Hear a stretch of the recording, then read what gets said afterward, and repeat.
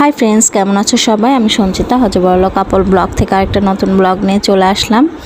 এই তো আজকে বিকাল থেকে ব্লগটা করছি, খালা আসার পর থেকে।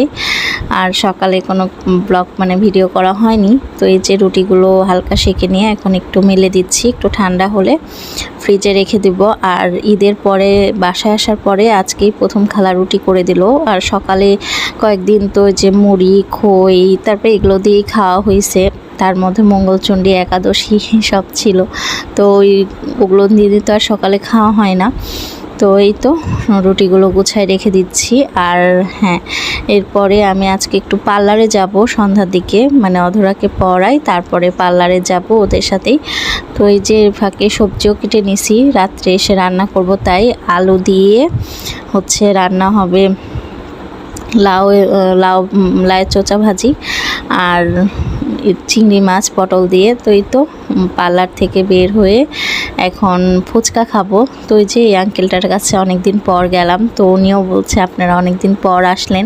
আসলে এই গরমে তো হাবিজাবি খাওয়া হচ্ছে না। তো তারপরে একটা দোকান থেকে এই যে এই ওয়ান পিসগুলো কিনছি, দুইটা নিয়েছি, যে গরম পড়েছে আর এই গরমে এই ওয়ান পিসগুলো ভালো লাগলো।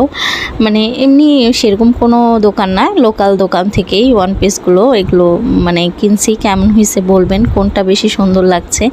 তো এই দুইটা বানাই পড়ি, তারপরে দেখি যদি ভালো লাগে আরও নিব। তো এই তো এরপরে এখন রান্নাবাড়ি করব। এই যে চিংড়ি মাছ কিনে আনছিল, তো এই চিংড়ি মাছগুলো লবণ হলুদ মাখায় নিলাম। আর এখন রাতে রান্নাবাড়ি করতেই ভালো লাগে, কারণ সকালে অনেক রোদ আসে আমার জানলা দিয়ে, আর গরমে ভালো লাগে না। রাতে করলেও গরম লাগে, কিন্তু তারপরে একটু হালকা গরমটা কম লাগে। তো ওই তো ভাজি হয়ে গেছে, আর এখন লাউটা করে নিব। আর একটু বেশি করেই করছি, কারণ পরের দিন মঙ্গলবার সোমবার, তো সোমবারের দিন তো আর রান্না করব না, রাত্রের মনেও করে নিচ্ছি, যাতে মঙ্গলবারে সোমবার রাত পর্যন্ত হয়। আর মঙ্গলবারে তো মঙ্গলচণ্ডীর উপাস আছে। তো এই তো মাছের ঝোলেও সব মশলা টশলা দেওয়া হয়ে গেছে। আলু পটল দিয়ে এইভাবে চিংড়ি মাছ তো আমার খুবই ভালো লাগে। তারপরে লাউ দিয়ে, তো লাউ আছে, তো লাউ দিয়ে পরে করব আরেকদিন। আর এখন এই যে একটু মুখে বরফ দিয়ে নিচ্ছি, এত গরম। আর মুখে আমার এক জায়গায় একটা পিম্পলও বের হয়েছে একনি, এই যে। তো ভাবলাম একটু বরফ দিই। তো ওই তো মশলা কষানো হয়ে গেছে, কষাতে দিয়েই ওই মুখে একটু বরফ দিলাম আরাম পাওয়ার জন্য, খুবই গরম লাগছিল। তো এখন মাছের ঝোলও হয়ে গেছে, গরম মশলা দিয়ে ফুটলে নামাই নিব।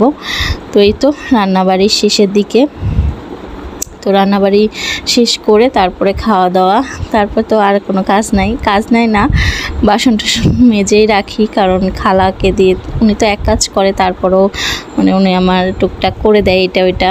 তো এই তো মাছের ঝোল সব রান্নাবাড়ি শেষ। আর দুইটা বাসনে বেড়ে নিছি, যাতে নষ্ট না হয়। এখন তো একসাথে থাকলে বেশি খাবার নষ্ট হয়ে যায় তাড়াতাড়ি। তো এই তো ভাত বেড়ে নিয়েছি, এখন খাচ্ছি।